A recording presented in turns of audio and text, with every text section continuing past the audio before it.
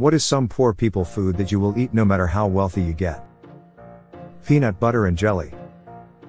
Never forget the ones who were there for you when you had nothing. Have you tried a grilled PB&J? It's insane. You know what, I've heard this and never tried it. Love me some PB&J though, same reason as the parent comment. Variations on peanut butter sandwiches are all must-tries. PB and honey. PB and Nutella. PB and banana, and honey. PB and fluff. ITT, a list of my favorite foods. I know, right? The only thing I wish we had here in Australia is genuine Mexican food. Amen to that. When people get excited about Taco Bell launching here, we have a problem. There is nothing you can't buy in Australia to make great Mexican food TBH, and it's easy and simple. Ramen and microwave popcorn, which fueled my entire time in college. To me, microwave popcorn is the luxury. My parents weren't poor or lacking a microwave, they just were really price conscious and never saw the need to spend on bags when a big old jar of kernels was cheaper by the ounce. I was amazed when I was at sleepovers and those parents just used a bag. So convenient. No shaking. To melting butter beforehand. No cleanup. Everyone got their own bag. And it has an exotic, artificial taste just like the movie theater.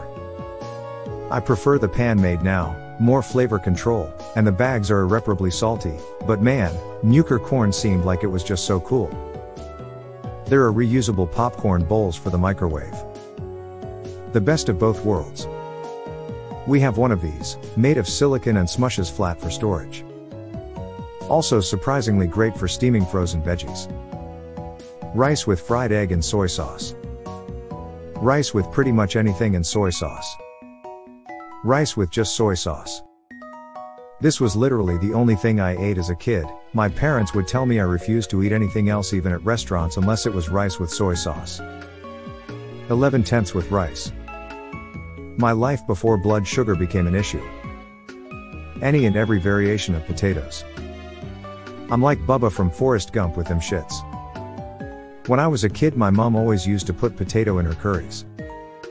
As I got older, I couldn't understand why other people didn't do this or why this wasn't an option in restaurants. Was then told this was something poor people did to make their food last longer. So I learned to cook this for myself, and it's the only way I like to eat curry. Potatoes rock but are also enemy as I get older, as my belly is constantly rewriting its boundary. Not sure if you're from India or a country around there, but curry is a staple food in Korea and Japan, and potatoes is must in them. Potatoes are an astounding source of potassium.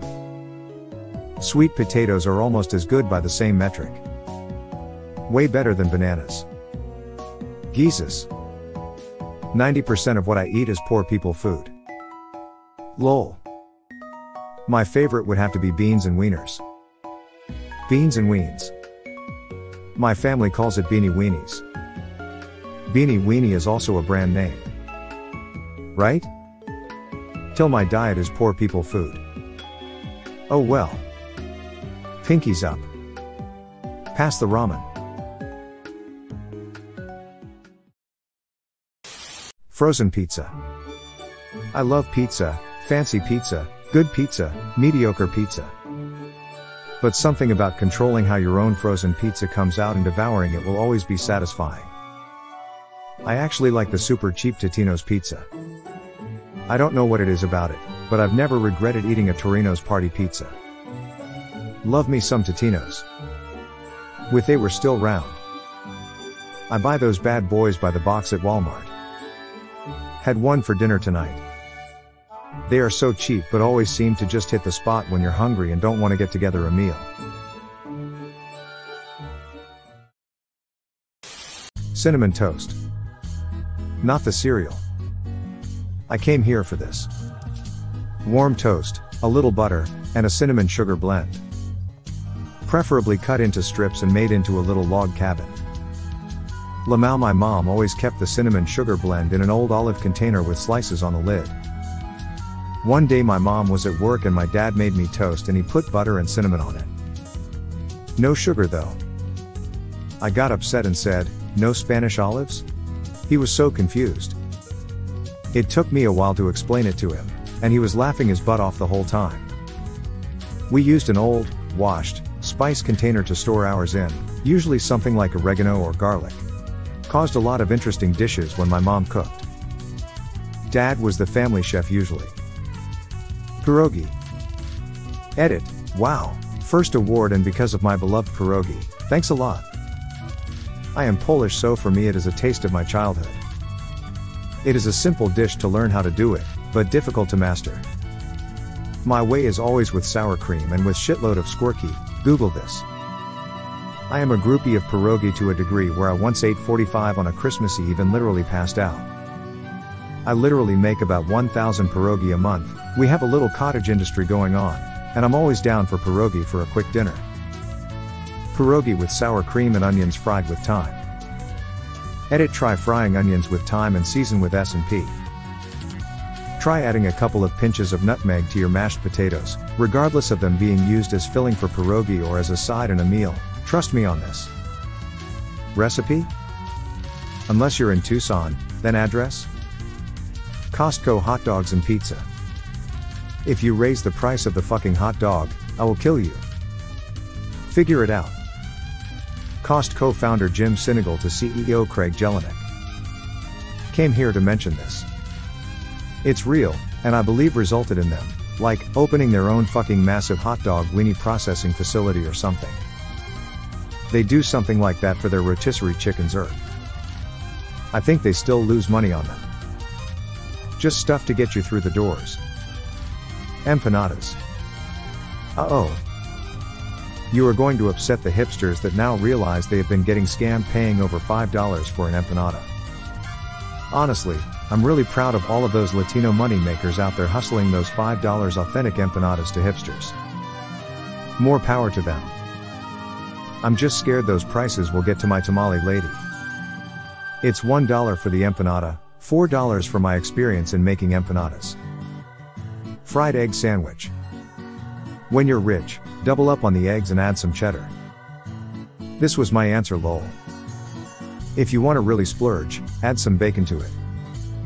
There's an egg sandwich food truck somewhere in Secaucus, New Jersey that I used to go to with my old co-driver, who was easily clearing 200K/year back in the 90s. We never missed it. Sandwich cost $2. That's early 2000s pricing. How do you know how much he was making? Odometer. My disgusting guilty pleasure of shredded cheese microwaved on top of tortilla chips. I put mine in the toaster oven because I'm fancy. Now I need a toaster oven, lol. You could always use the broiler on your oven. Takes like 5 minutes from a cold oven to delicious ghetto nachos. Look at Mr. Rich Guy over here with an oven. Ooh la dee daa. PB&J. Yes, I ate it at work for like a week and people legit ask me if everything is okay. I mean, I appreciate that they care, but I actually like PB&J. I eat the PB&J Uncrustables almost every morning, early afternoon to be specific, when I get to work.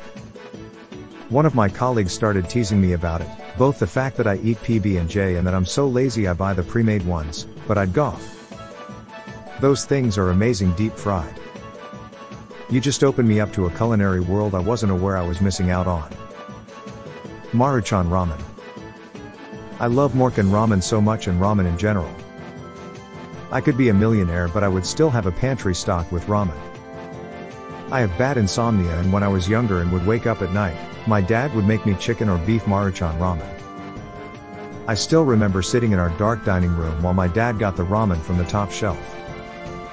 He would drain the water a little and put in the seasoning so it wasn't ever fully cooked.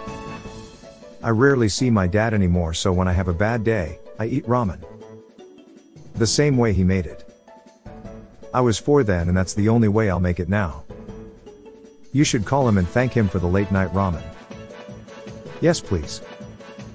I want to thank him just for making this heartwarming story possible. You/Waterbucket32, please thank your dad for us. Tacos. They're always so cheap to make, and many times cheap to purchase. Tacos just make you feel happy. I don't know what it is. They also seem to fill you up. I live in Denver and it's crazy the price difference for tacos. If I drive 5 minutes then each taco is $4 to $5, while 20 minutes away they're $2 each and way better. I'm in Houston. There are probably hundreds of taco stands and trucks selling tacos for between $1 to $2 a piece. Most of them are pretty great, and they have real al pastor and lengua. I can also go to a joint with fancy tacos and pay $5 a piece for something that's dry and sad. Cheap instant noodles for the win. Sometimes, when I am feeling risky, I buy the expensive instant noodles.